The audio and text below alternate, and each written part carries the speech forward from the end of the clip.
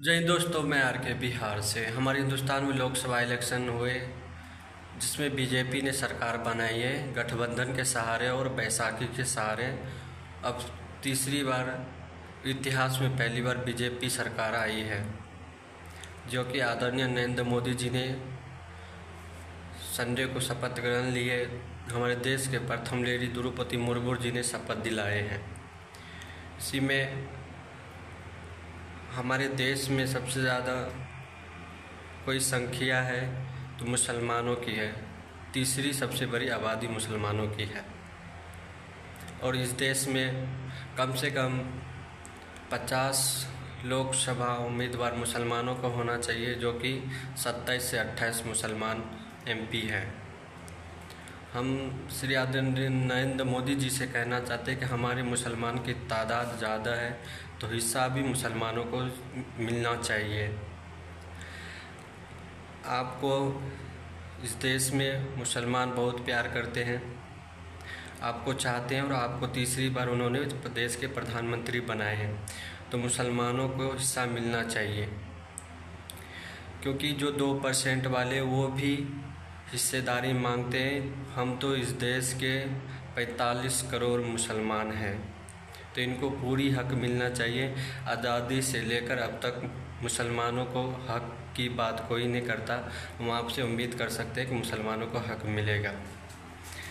और हम अपने देश के मुसलमान वासियों से कहना चाहते हैं कि आंध्र प्रदेश के अंदर जो कि चंद्रबाबू नायडू की सरकार बनी है, उसमें मुसलमानों को कुछ राहत मिली है।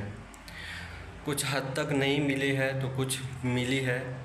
जो मुसलमान ने मुसलमानों को हक दिलाया है, हम उसका शुक्रगुजार हैं और उस सरकार को बहुत बहुत बधाई और शुभकामनाएं, जो कि इस परिस्थिति में मुसलमानों को हक के लिए उन्होंने कुछ हद तक बहुत अच्छे कर रहे हैं।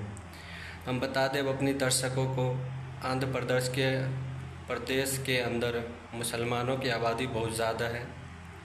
इसी में सरकार ने निर्णय लिया है जो 50 साल से ऊपर के मुसलमान हैं उन सबको पेंशन मिलेगा।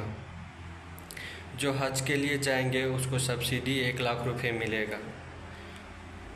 जो वक्फ बोर्ड के ज़मीन हो, चाहे मस्जिद बनाने की हो, चाहे कब्रिस्तान की हो, वो सरकार उपलब्ध कराएंगे।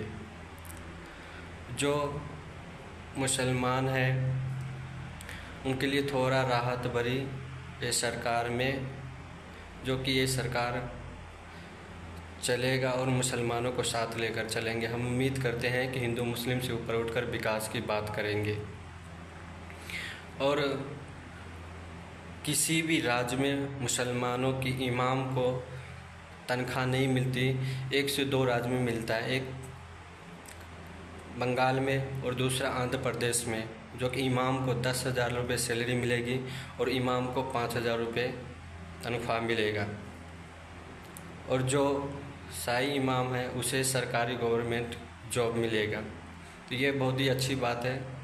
आंध्र प्रदेश की सरकार ऐसे ही सबको साथ लेकर चले, हम उम्मीद करते हैं।